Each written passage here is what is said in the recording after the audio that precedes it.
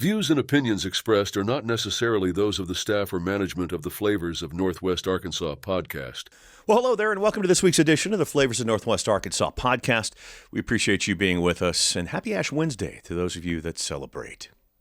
This week, we're in Fayetteville at Calle Latin Cuisine, interviewing Chef Fernando Castillo.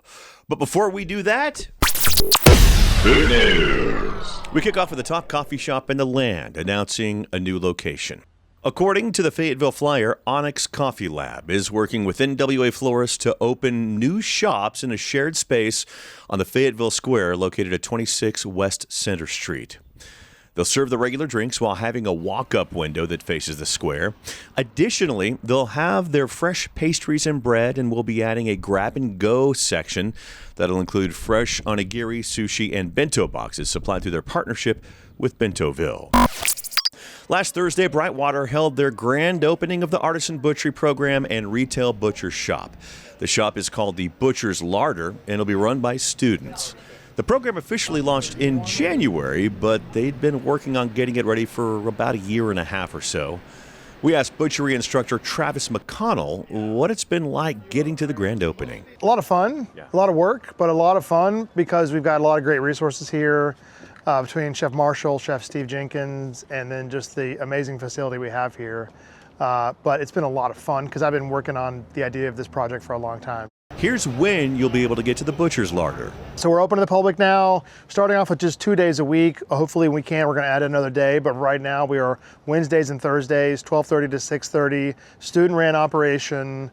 We got a cool little, 200 square foot shop. That's being filled up with all of our really great butchered, fresh, dry-aged meats, charcuterie products, all kinds of cool, fun things. Mermaids owners Todd and Nikki Golden took to social media last week to make a few announcements. This week is when they started serving Mermaids menu items during lunch on Tuesdays and Thursdays at Isabella's in Fayetteville. That menu, by the way, is posted on Mermaids' Facebook and Instagram pages. They also announced that they have a new location for Mermaids in Rogers, which will be at the old Eat My Catfish building in the Pinnacle area. They said that it should be up and running in a few months. They also said they're still searching for a Mermaid spot for Fayetteville. The Teo family announced last week that Roll and Fold has closed their Rogers location. Their former partners will continue to occupy that space where they will launch Roll and Walk, and with that, a new concept. The Teo family will continue to operate the very popular Rice Forest on MLK in Fayetteville. Chef Matt Cooper's soon-to-be new concept, Rhine, has announced the production of a documentary following Chef Cooper as he gets Rhine open. If you go to Rhine Bentonville's social media, you'll see an Indiegogo link where you can partner with them on the film and get some exclusive perks. Speaking of Chef Cooper, Conifer announced that their farm stand is now temporarily closed. They are revamping the space and will look to reopen in early 2026. The Fat Chef in Prairie Creek may not be done after all. Last week they said they were closed permanently, but they announced on social media a few days ago that they've received big outpouring of support from fans, and there may be a chance of reopening as a sports lounge with an amazing bar food component. Some very supportive guests have gotten together to plan a possible loan to get them over the hump. If you have interest in being a part of that, go to the Fat Chef's Facebook page for further information. East Fayetteville's newest tavern all of a sudden isn't so new. Tusker's Tavern celebrated their 1-year anniversary. General Manager Anthony Gardner credits the growing clientele. I mean, with us opening up last February, it's a little bit of a weird time, cold season. Nothing really like this over on the east side of town. So at this point, we're just rocking and rolling. Calle Latin Cuisine in Fayetteville will be a year old in October. Owner and Executive Chef Fernando Castillo is originally from Puebla, Mexico, and at the age of 20 decided to move with a friend to New York. He'll tell you why. Also, why did he end up coming to Fayetteville from New York? It wasn't as popular a destination in the early 2000s. On the food side of things, he'll talk about his influences, including stealing a recipe from his Ecuadorian wife. All right, may not have quite been stealing. But we do talk to Fernando Castillo, and that's next, right here on the Flavors of Northwest Arkansas.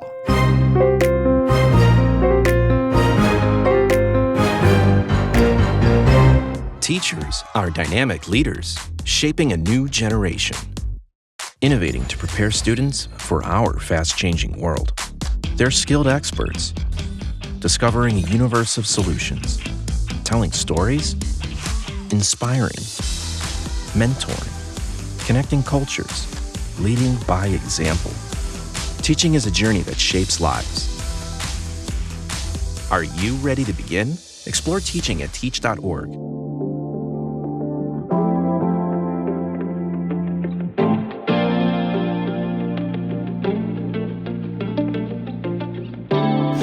Welcome back. It is a beautiful day today outside and inside too. A lot of windows here. We're at Calle Latin Cuisine, and man, we are suffering spring fever here. I'm with Executive Chef and owner Fernando Castillo. Thank you for your time. I appreciate it. Thanks for coming. Absolutely, man. So I want to get with you about how last week was. Last week, by the way, and this is going to be airing next week, but last week was the snow and the craziness. How did you guys handle that? Well, it was tough. Yeah. Last week was tough because we had to close for, I believe, 2 days. Okay.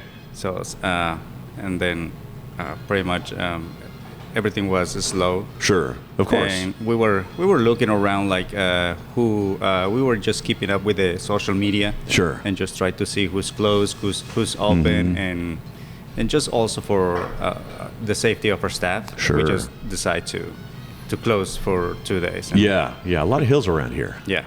A lot of hills for sure. Don't look now, but we are creeping up on a 1-year anniversary for you. Congratulations. Yes, thank you very much. Yeah, the anniversary is coming up. It is. Any plans? Are you guys going to have some 80s hair metal bands in the street celebrating, anything like that? Not yet. No? But, we wish. But no, we have some plans coming up, but it's Krista, my GM, is the one that is taking care of all that. Awesome. So how's it been? Has it been what you thought it would be? It's been good. You know, the response of the community has been amazing. It's great. So yes, it's been a good year. That's great, and we'll talk more about that on down the line here. But how long had you been planning on opening this place? It's been a while. Okay.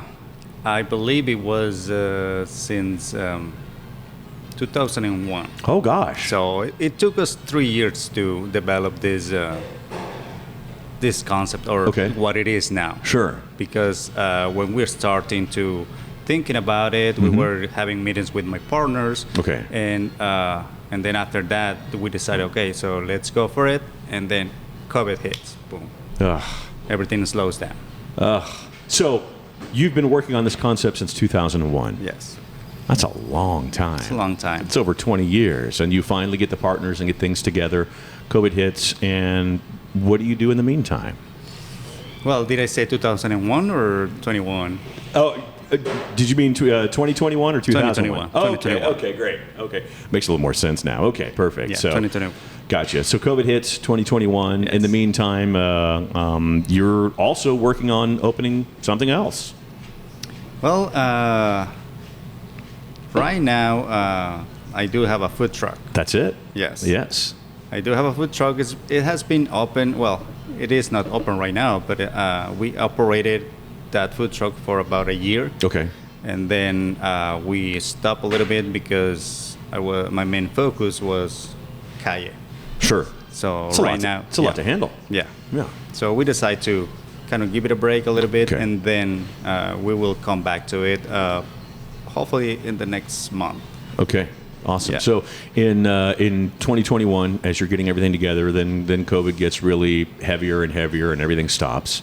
What are you doing in the meantime, trying to get this together and keep things afloat? Yeah, pretty much. I mean, I was working for a food service company. Okay. When we were developing this concept, Okay. and I didn't stop working. So Sure. I just kept working and working and Okay. working, and just try to keep up with this concept and just thinking about it, just make sure that everything was spot on as much as we could. Sure, you know? sure.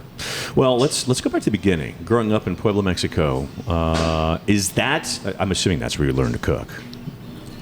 Part of it, yes, because I have a lot of influence from my mom. Okay. You know, when we used to have like holidays, you know, Dia de Muertos and all that kind of stuff. So we do like tamales all the time when that time of the year Of course. comes. Yeah. And I used to help her with the tamales, and I think that's what it Is that what keep me hooked you in? interested. Yeah, you hooked you in know. a little bit. So yeah, I think that's when everything started. Okay. So that starts. You're getting a little bit older.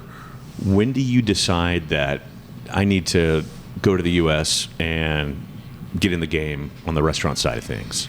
Yeah, you know, that was a crazy idea. You know, I wasn't even thinking of coming up to the U.S. and working in restaurants or any kind of stuff like that. So Sure, that was a crazy idea. Yeah, one of my friends told me, "Hey, do you want to go to New York?"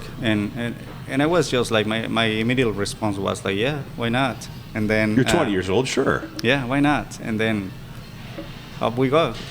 And you get there. Did you have like a job lined up or a place to live, or did you just kind of hop off the plane and like, all right, what do we do?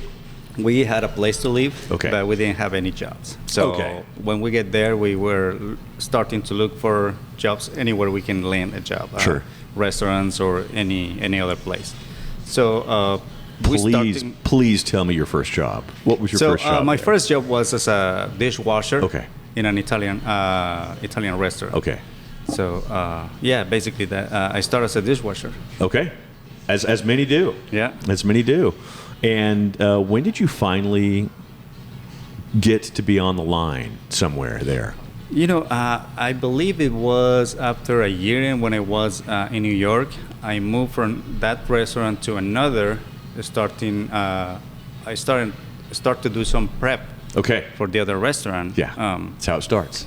Yeah, exactly. And then I remember vividly, like it was a bad snowstorm. Oh. And one of the line cooks didn't show up. So That's also how it happens. yeah, my chef told me since it's gonna be too slow, so he asked me, "Hey, do you want to work on the line in the burger station?"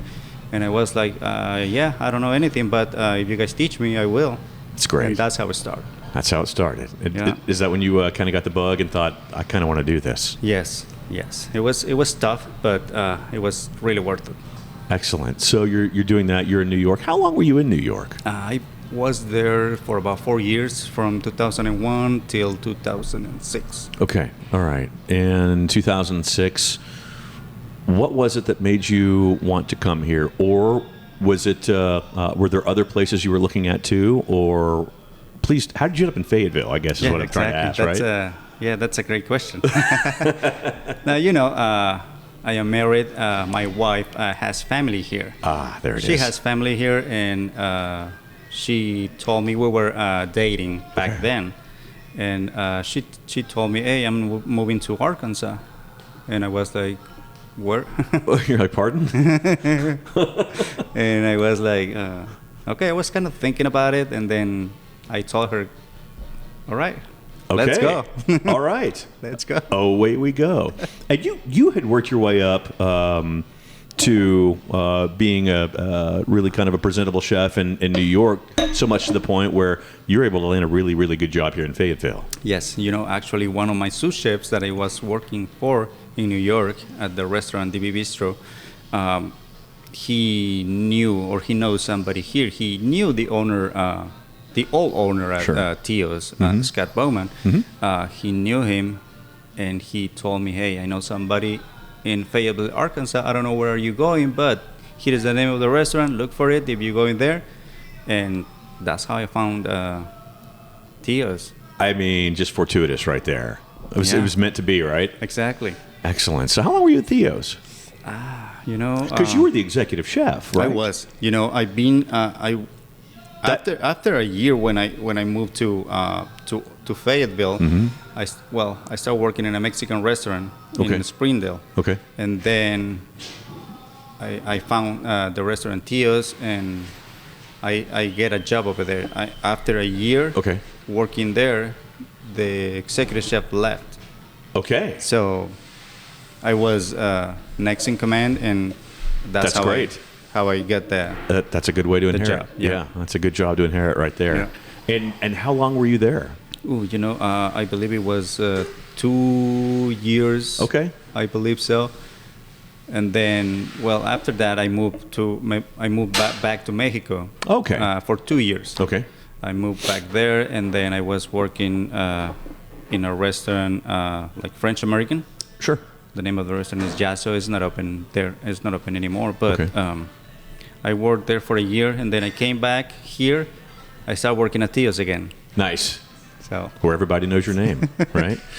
So tell me, while this is going on and while you're doing this, in the back of your mind, are you thinking one day I'm going to have my own place? yes. Okay. All right. So yeah, that's. I think that's. Well, I want to think that that's every cook or chef's goal. Absolutely. You know, Agreed. to have his own place one day. When you see what this is now, is this kind of what you were thinking back then, or had it evolved over time? It is. You know, Yeah. it is. There are some things that I believe improve, but you know, it's just the way I want it. Perfect. You know. Yeah. You know, the concept is just different than any other concept Sure. around here. Sure. So you come back from Mexico and you're working at Theo's. After Theo's, where was the next stop? After Theo's, I was looking for something else because I think I was kind of not burned up. Sure. But I wanted something different. Of course. You know, no matter what it is. Yeah. If I wanted to work in a food truck or a taco, selling quesadillas, whatever. Yeah. But I will do it with passion. You know. Excellent. And after Tio's, there was a new restaurant that was being opened. The name is Con Quesos. It's not open anymore. Mm-hmm. They closed, but Sure. That's how I end up working there at Con Quesos. Yeah. I stayed there for a year. After that, I moved to sales. Sales. Yes, I was a sales rep at Cisco, food Okay. service company. Okay. So, and tell me, because that's a little bit different than what you Yeah. had been doing. How did that? Was it kind of fish out of water for you? Yes, you know, we used to use Cisco for vendors, Sure. and Of course. they recruited me because they needed somebody that speaks Spanish. Sure. So they can target the Perfect. Hispanic restaurant. Sure. So, and I was thinking, like, I thought about it like for a week or so, Yeah. and I was like, I think this is a good opportunity Sure. to learn something different. You know, I don't have any experience, but I have kitchen experience, so that's going to help me a lot. And that's what they were looking for. Yeah. Yeah. And I stayed there for about 6 years. Okay. Yes. So you had some success. Yeah. Good for you. So it was good. Excellent. Good experience. And I guess from that point is when you started getting the itch again, and you're thinking, okay, I want to get back to thinking about opening my own place Yes, again. that was, that gave me a lot of time to think and Sure. rethink and, think about the restaurant and just come up with a concept. Yeah. Yeah. And the concept indeed is what you came up with for sure as, Yeah. as you walk in and see this right now. Tell me a little bit about, it's April 2024. You're about to open. It's 24 hours before you open the doors. How's it going at that point? Well, it's chaos, It's chaos because, you're working with a whole new crew. I love it, well, yeah. Obviously. Of course. And it's just that you have to make sure everything is ready to go. Sure. Make sure everybody is trained properly. Mm-hmm. Make sure little details, Absolutely. Just make sure the kitchen is functioning Yeah. the way it's supposed to function. Yeah, the little details are everything. Yes. No question about it. And you're finally getting back into the game that you had been out of for 6 years, so I'm sure you've got a heightened sense of detail. What am I missing? What am I not remembering? No, I mean... Okay. Maybe not. Hey, I've been wrong before a lot. I've been wrong a lot. You know what? Actually, yes. There we go. He saves me. Okay, so Cisco and then Plomo Quesadillas. I used to. Okay. I started working there as well on weekends. Oh, nice. Okay. And because my friend Omar, that's the one that used Nice. to own Con Quesos. Now he owns Plomo. Okay. And so he pitched this crazy idea. Hey, I want to open a quesadilla bar. It's Will great. you help me? I was like, sure, why not? Yeah. And right now it's a success. That's great. That's great. And at this time, did you already have Chuzo's Sabor Latino by chance? No. Okay. No. Okay. Chuzos came up 2003. 2003 or 2023? 2023. Sorry. So I kept thinking. Go back to that. I kept thinking like the day I moved to the U.S. I guess. Yeah, there you go. Right. It was that's 2001, I believe. Heck, if you had a food truck in New York, you'd have been set. Are you kidding me? Right. You just got to figure out how to get one there. Yeah. Chuzos came up on 2023. Okay. Yeah. So that was before you opened here. So you were Yes. operating that while opening here. Yes. Whew. Yeah. Yikes. And, it was That's a crazy. lot. It was crazy. Yeah. But, Chuzos came up also when I took a trip to Ecuador. Okay. So, Chuzos is just like the common name of meat kebabs. That's how they call it over there. Okay. And, I went there and just tried to explore the cuisine. And my brother-in-law took me to these beautiful places and came up with the idea of the Chuzos. Okay. So That's awesome. Well, I did see a lot of Ecuadorian influence on the menu as well. yes, my wife is from Ecuador. So Okay, there's the answer. That's the answer. I did not Yes. know that. That's Yes, great. She's from Ecuador. Well, I'll tell you what. You ready to talk food? We will talk food. We will get in the menu. It's the Mike Engelman Home Pro Tip of the Week. That's next right here on the Flavors of Northwest Arkansas. Connect with us at Flavors of Northwest Arkansas on Facebook and Instagram, or by email at flavorsofnwa@gmail.com.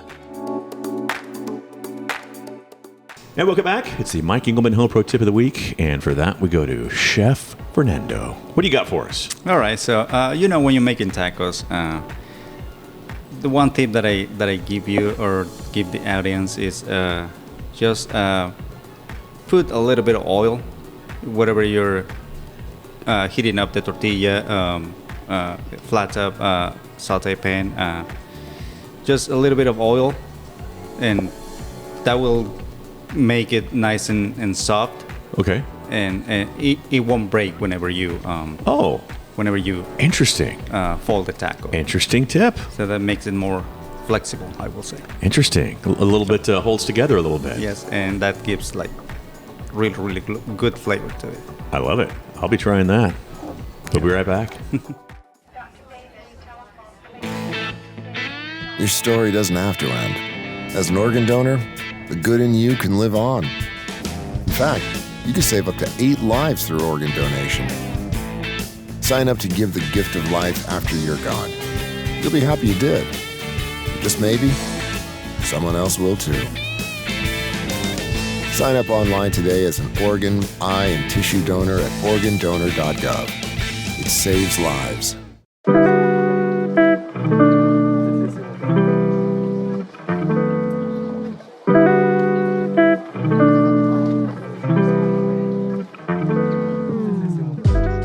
As of December last year, there were almost 105,000 people on the organ transplant waiting list. 90,000 of those were waiting for a kidney transplant. Don't take your kidneys with you, or any organ for that matter, when you die. Get signed up, organdonor.gov. You can also do it through the Health app on your iPhone. And the Department of Finance, when you go and update your driver's license or get a new car or anything like that, go there and declare that you're an organ donor so they can put that on your driver's license as well. Very important. Please, please, please do that, and we will be very appreciative. You never know whose life you're going to save. Someone saved mine. Organdonor.gov. Thanks so much. And we're back. Chef Fernando Castillo, thank you for your time, sir. This has been a good conversation. Thank you. We're at Calle Latin Cuisine here in Fayetteville. That's what happens when I start talking too fast. I start stumbling all over myself.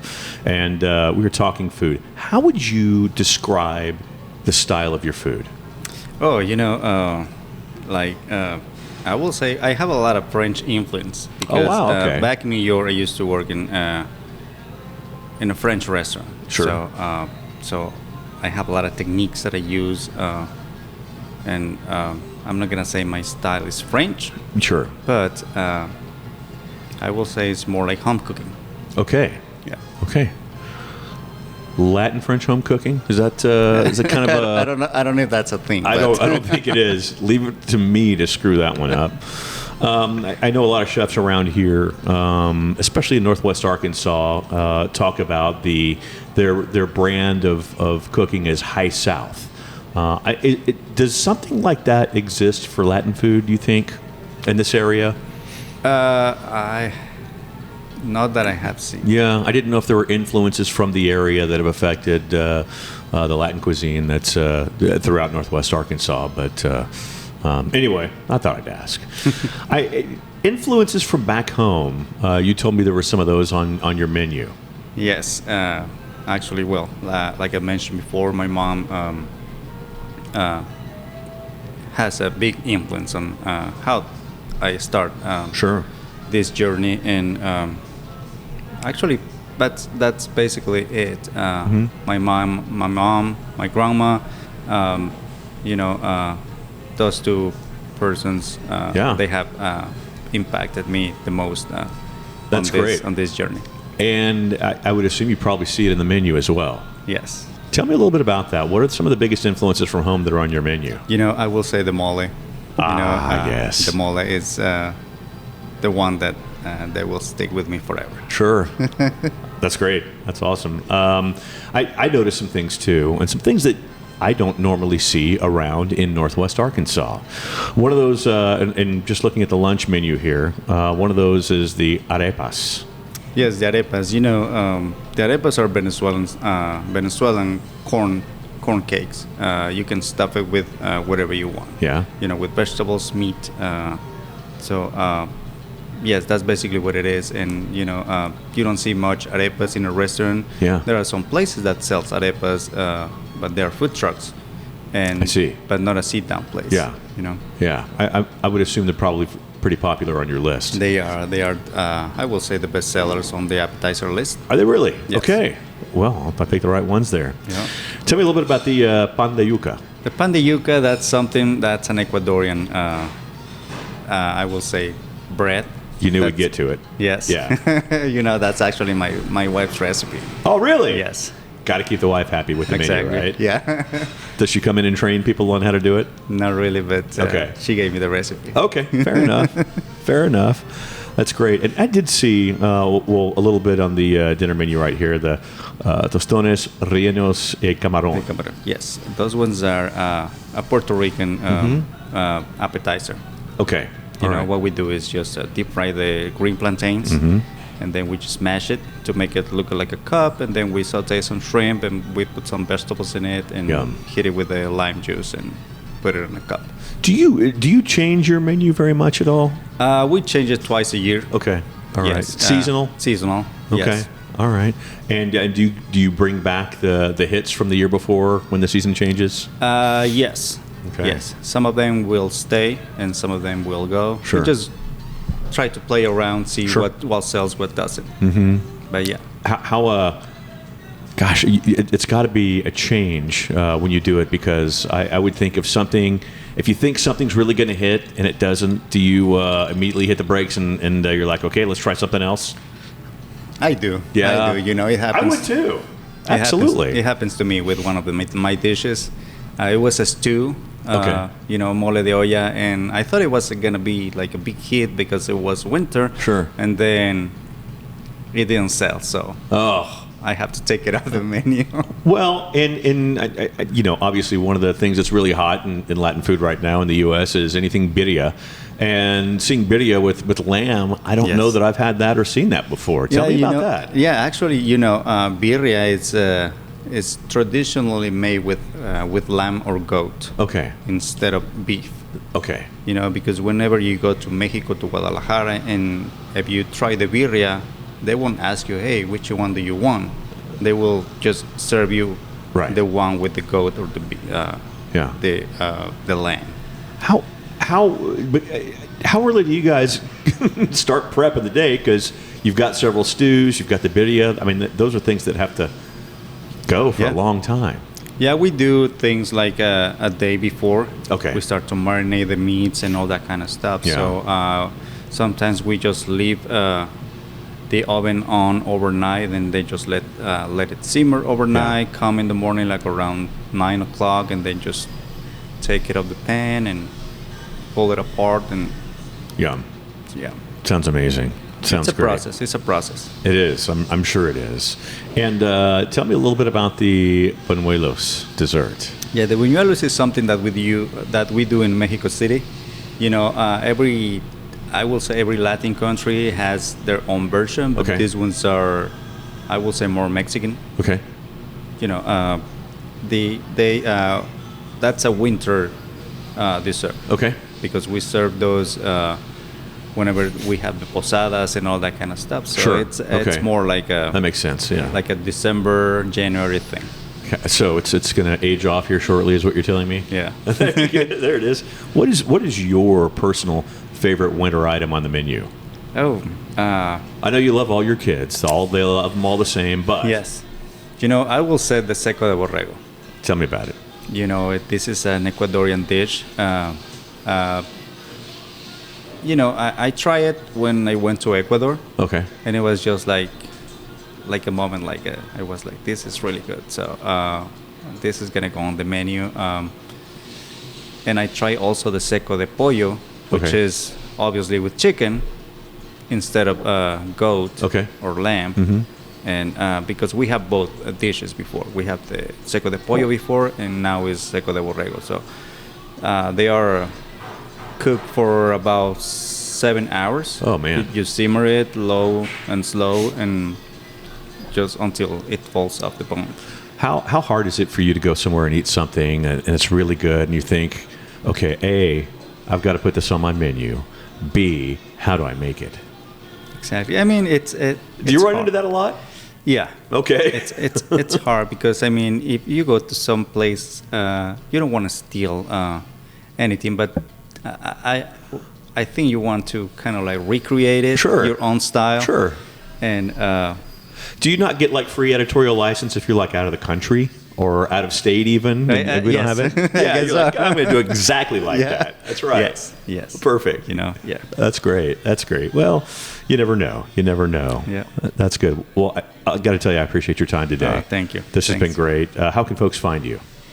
Oh, well, we have social media. You can find us on Facebook and Instagram as Calle Latin Cuisine. Mm-hmm. We also have a website. Perfect. It's calle.com, or you can call the restaurant. Excellent. Have you started TikTok yet? No, not yet. I just did. I'm scared of it. I'm going to mess up. I'm messing it up already. I know I am. You can find Flavors of Northwest Arkansas on Facebook, Instagram, and TikTok, I guess. Maybe. There you go. We'll see. Appreciate your time very much. No, thanks for coming. You got I really it. appreciate it. My pleasure. You guys, please tip your servers. Have a great week. We'll see you next week. Bye-bye.